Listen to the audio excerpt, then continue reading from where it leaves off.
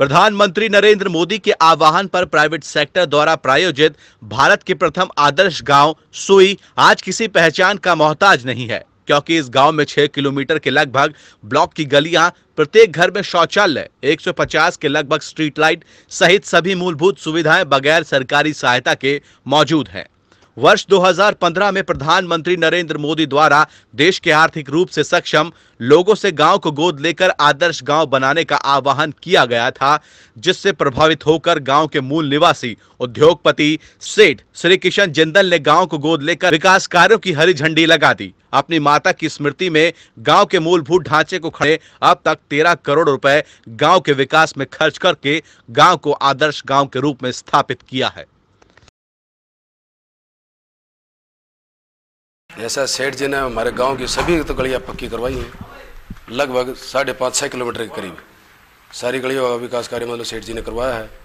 और 60 के करीब लगभग शौचालय जो केबिन गांव के अंदर बांटे थे 60 केबिन दिए सेठ जी ने।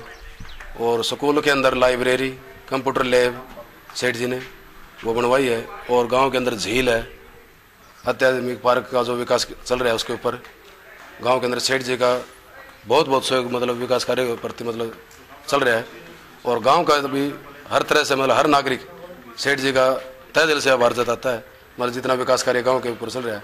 और बच्चों के लिए गांव के स्वयं सेठ जी ये चाहते हैं, एक तो आरओ प्लांट की जैसे कमी है उसके लिए सेठ जी का विचार देना वो प्रोग्राम चल रहा है, मतलब आरओ के लिए गाँव के अंदर पानी के लिए सबसे मेन समस्या जैसे गाँव के पानी की, तो पानी के ऊपर भी सेठ जी ने वो बोल रखा है अभी आरओ प्लांट के लिए वाटर वर्क्स के अंदर।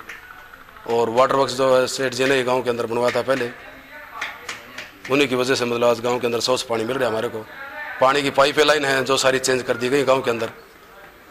तो मेन सबसे प्रशासनिक की तरफ से हमारी एक ही चीज़ की रिक्वेस्ट है, गांव के अंदर पानी आउटलेट की सबसे बड़ी मेन समस्या है, जो बरसाती पानी के अंदर गाँव के अंदर पानी भर जाता है, उसके लिए मतलब गाँव में ड्रेन तक पानी पहुँचाने के लिए प्रशासन की तरफ से मदद चाहिए।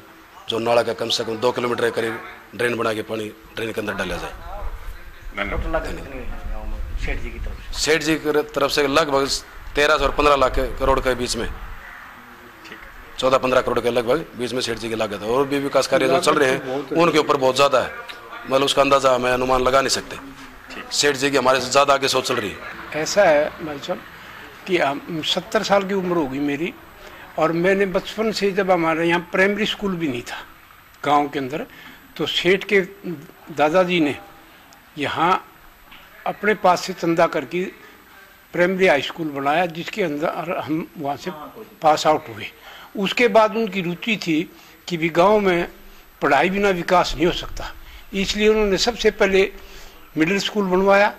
और सन 87 में जब चौधरी देवलाल की सरकार आई तो उस गाँव में पूरे जिला भिवानी में हमारा एक गाँव ऐसा था जो +2 का हुआ, जबकि गांव की आबादी हमारी थोड़ी थी। उसके बाद सेठ जी ने जो है ना भाई कॉलेज में +2 का स्कूल बनाने के बाद यहाँ ITI की इंजीनियरिंग कॉलेज की थी, लेकिन वो सरकार की जो थी भी 16 किले ज़मीन जिसके पास संस्था के पास होगी वो तो वो सिरा नहीं चढ़ सकी।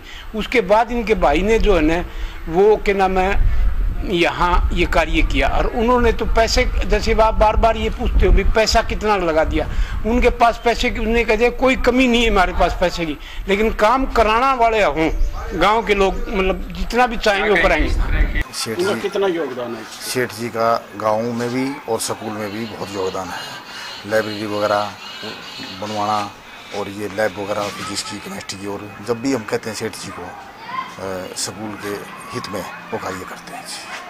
तो क्या क्या बनवाया उन्होंने अभी तक? मैंने बताया ना, लाइब्रेरी में योगदान है और लैब है फिजिक्स की, केमिस्ट्री की, और ये हमारी सरस्वती माता जी की मूर्ति है। और जो भी हम कार्य कहते हैं सेठ जी को स्कूल हित में, बच्चों के हित में, गाँव के हित में करते हैं। इस गाँव को आदर्श गाँव का दर्जा दिया गया है, तो गाँव में कितना विकास सेठ जी ने किया? अच्छा विकास है जी। से 1978 के अंदर मैंने इंटरेस्ट लिया था, जो कि मैं यहाँ से वैस स्कूल के अंदर एडमिशन लिया था, एथलेटिक्स करता था। 10,000 5,000 जिसमें राष्ट्रीय स्तर पर इन पर बढ़िया है। इस गांव में मैं खुद अपने सामाजिक सेवा करता था, जो भी सामान लेता था अपनी पेमेंट करता था, उसी टाइम से फिर मैं आर्मी ज्वाइन कर गया 83 में। नहीं वो तो ठीक है जी, आप गांव के विकास की बताओ। गांव के विकास में अपना बचपन से इंटरेस्ट है, जो बचपन से ये इंटरेस्ट है इस गांव के अंदर बहुत कुछ हो जाए। जब भी मैं आया तो यही सोचा है गांव में क्या हो जाए। मैं 2002 में रिटायरमेंट आया तो मैंने इंटरेस्ट था पूरा, यहाँ सुमेर भाई था उसकी मिसिस थी सरपंच, वहाँ भी स्टेडियम बनवा लिया, गांव में फ़ायदा हो जाए, सरकार से फ़ायदा कर लिया। चौटाले की सरकार थी, सेठ में थोड़ी नाराज़गी थी, हमने उसको मनाया जिंदल कॉलेज में जाके। 2000 के बाद में मेरे आने के बाद में यहाँ जिंदल परिवार का काम ख़त्म नहीं हुआ। क्यों? हमने उसको अच्छा मान सम्मान दिया, यहाँ आए कोऑपरेट किया, बढ़िया ढंग से अच्छे ढंग से कोऑपरेट किया। और जो भी उन्होंने कभी भी कहा, यहाँ इनके भाई जी तो 2005 के बाद में आए हमारे पास। क्यों? शुरू में देवी के ऊपर धोख मारने के लिए आए जो तो हमारा जो ग्राम है आदर्श ग्राम है, पहले तो बात ये है, और प्रदेश का सर्वप्रेरित ग्राम है, जो पहला है पूरे प्रदेश में। और 2 अप्रैल 2015 को उद्घाटन करके गए थे सीएम साहब, और सेठ जी ने मान ले प्रधानमंत्री जी की प्रेरणा से इस गांव को गोद लिया। और उनका ये मानना है कि भी जिसके पास मान ले भगवान ने धंधे रखे है वो हर आदमी गोद लेके अपने गांव का विकास करिए। इन शिक्षा में सबसे पहले बनवारी लाल जिंदल सुई वाला तुषाम में कॉलेज बनाया है, यहाँ भी स्कूल है, अस्पताल हैं, कन्या पाठशाला है, बहुत से विकास कार्य किए हैं। अब आपकी झील बन रहे हैं, पार्किंग हो रही हैं, उसके बाद अपना ऑडिटोरियम बन रहा है ऐसा। और गाँव की पक्की गलियाँ हैं, सोलर लाइट लगा दी जिसमें पानी की निकासी के लिए पाइप हैं। और ऐसा विकास कार्य किया है कि आसपास में कोई नहीं कर रहा। और ये कर रहे हैं कि जिसके पास भगवान ने दिया उसने अपना काम करना चाहिए और धन लगाना चाहिए।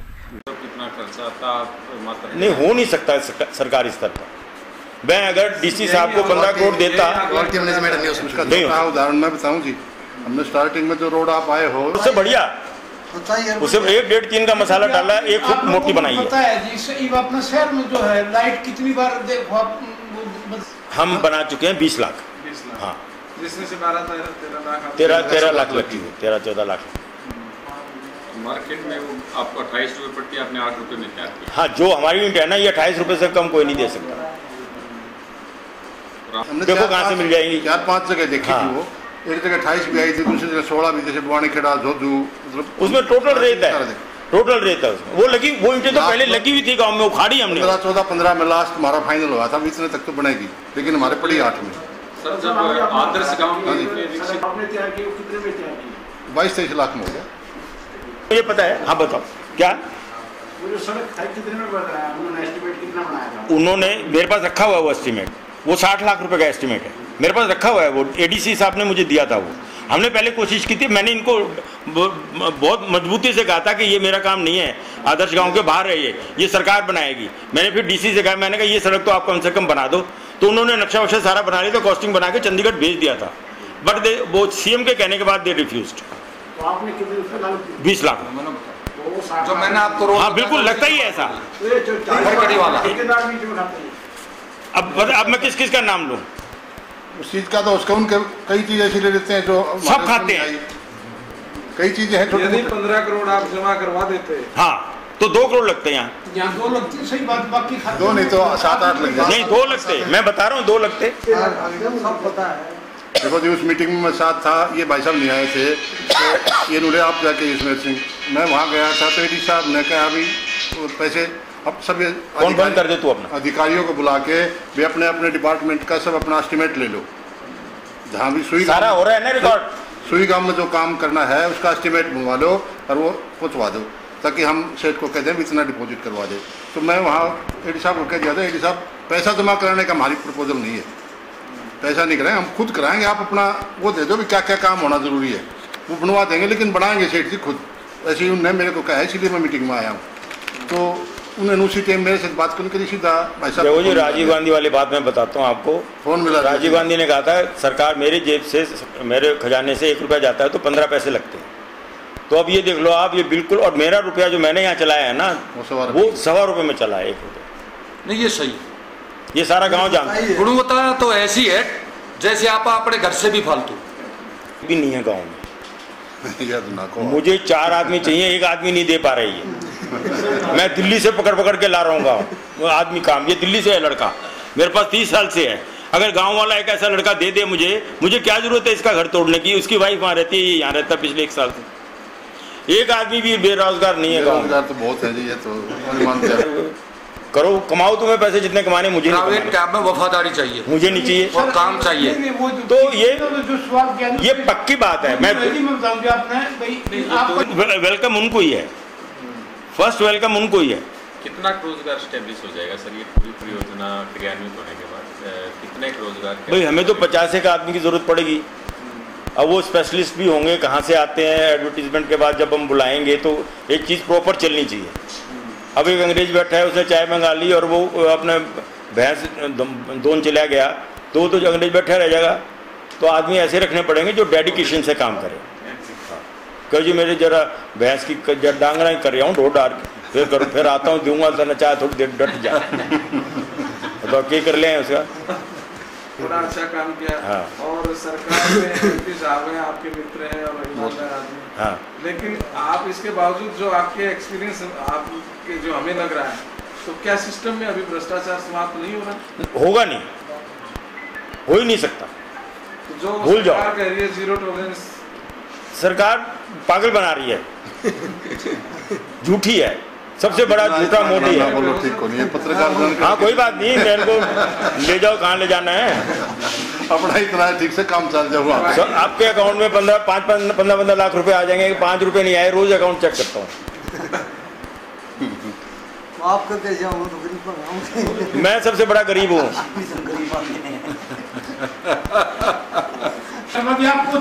हमारे काम आ रहे हैं जो ये विदेश में देख के आओ, से सुई मार के बनाना चाहूँ। असली बात तो है सरपंच जो है हाँ, जो ये बात देख के आते हैं ना, मुझे यहाँ डेवलप करना चाह रहे। पहले सरपंच थे वो हमारे अगेंस्ट थे, फिर दूसरा था ना, उनकी हमें जरूरत पड़ी। मेरी डेवलपमेंट यहाँ गांव बैठा, अभी तो बराबर में बैठे हैं, तो आशीर्वाद दो इसने। ये तो अभी बना है तो ऑटोमेटिक चल रही है सारी। किसी ने कोई अड़चन नहीं लगाई, पुराने वाले ने भी नहीं लगाई, नए वाले ने भी नहीं लगाई, और ये तो हेल्प कर रहे हैं वैसे ही। अड़चन कोई थोड़ा सा उस लड़के के दिमाग में एक थी थोड़ी सी अपने उसकी और कोई खास उम्मीद जताई कि उनके गांव सुई की तर्ज पर अपने पास से पैसे खर्च कर कर गांव के विकास में लगाने वाले अन्य धनाढ्य लोग भी अब उनसे प्रेरणा लेकर आगे आएंगे तथा प्रधानमंत्री के आह्वान पर उनके गांव की तर्ज पर अन्य गांव का भी विकास ऐसे धनाढ्य लोगों के माध्यम से हो पाएगा। चौधरी न्यूज एजेंसी के लिए भिवानी से रण सिंह गाढ़ा की रिपोर्ट।